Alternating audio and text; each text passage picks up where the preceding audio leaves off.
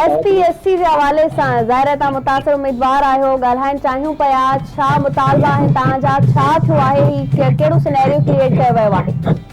Ma'am जेको असांजो जेको असांजो प्रोटेस्ट आहे उनजी भरपूर तयारियूं आहिनि ऐं भरपूर तरीक़े सां दोस्त असां सां राब्ते में आहिनि ऐं तक़रीबन अधु कलाक जे अंदरि असांजी जेका प्रोटेस्ट आहे उहो शुरू थी वेंदो। तक़रीबन सॼा दोस्त पुॼण खां पोइ असां SP जी तरफ़ सां रवाना थींदासीं ऐं जेके असांजा जेके असांजी जेके डिमांड्स आहिनि उहे ई अंदरि CC 2024 नल एंड वाइट कयो वञे। उन सां गॾु गॾु मैम रिकंडक्ट कई वञे 2024 वारी CC ऐं JID ठाही वञे जंहिंजे थ्रू असां करंट चेयरमैन जेको आहे उनखे अपॉइंटमेंट थिए ऐं जेको आहे डिले कयो वञे CC 2025 जी जेका हिननि स्क्रीनिंग अनाउंस कई आहे। मैम जी मैम ठीक है। असांखे ज़बीउल्लाह मसूई साहब इहो ॿुधाइजो त तव्हां सां गॾु घणा मुतासिर उम्मीदवार आहिनि जेके सम्झनि था मेरिट जी लताड़ थी आहे या इन बारे में कहिड़ियूं ॻाल्हियूं साम्हूं आयूं आहिनि? जेकॾहिं असां मुबैना तौर पैसनि जी ॻाल्हि कयूं, बेज़ाब्तगियुनि जी, करप्शन जी, इन हवाले सां अञा को अहिड़ो केस साम्हूं न आयो आहे त को अहिड़ो क्लेम थियो हुजे त कंहिं उम्मीदवार पैसा ॾेई करे या सीट परचेज़ कई आहे, त अवाम वटि अहिड़ा छा मौजूदु आहिनि सबूत वग़ैरह जेके असां डिस्कस करे सघूं? सर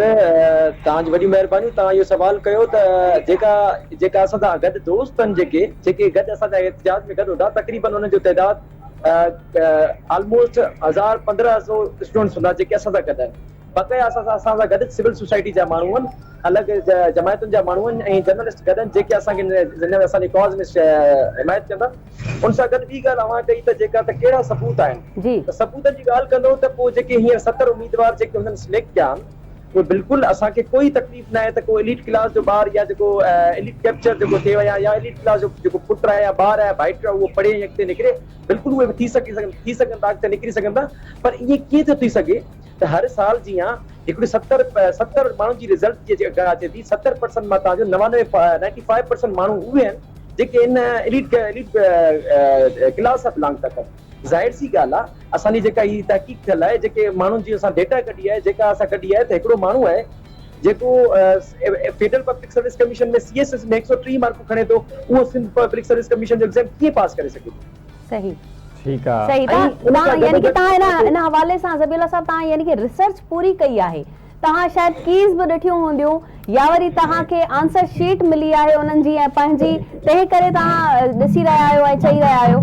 मैम तव्हां आंसर शीट बिल्कुलु नाहे मिली, पर मैम इन में असांजो ॿियो जेको आर्ग्यूमेंट इहो आहे त जेके बि असांजा दोस्त जेके जीअं खेमचंद थी वियो, राबड़ी थी, जीवन राबड़ी थी वियो या सैफुल्लाह कोसो थी वियो, जेके अहिड़ा कोर्स वारा उम्मीदवार आहिनि जिन्हनि Sindh federal public service commission में CSS जो एग्ज़ाम पास करे ASP एलोकेट थी विया आहिनि, उन्हनि जी अगरि तव्हां DMCs ॾिसंदो त उहे हिते 4 सब्जेक्ट फेल आहिनि। सही। Ma'am answer sheet doesn't define but actually जेका तव्हांजी रिज़ल्ट आहे ऐं तव्हां हिकिड़ी ॿी ॻाल्हि तव्हांखे ॿुधाईंदो हलां मां, जेका हिननि DMC इशू कई आहे। मैम DMC छा आहे? DMC में जेको एनवायरमेंटल साइंस क्रिमिनोलॉजी जो पेपर आहे उहो 100 मार्क्स जो पेपर आहे ऐं उन DMC में हुननि 200 मार्क्स ॾेई छॾियो आहे। त ऑब्वियसली जेका ह्यूमन जेका मिस्टेक हूंदी आहे उहा एतिरी न हूंदी आहे, जॾहिं मशीन मिक्सिंग हूंदी आहे पोइ एॾी वधीक एक्सपर्ट थी वेंदी आहे।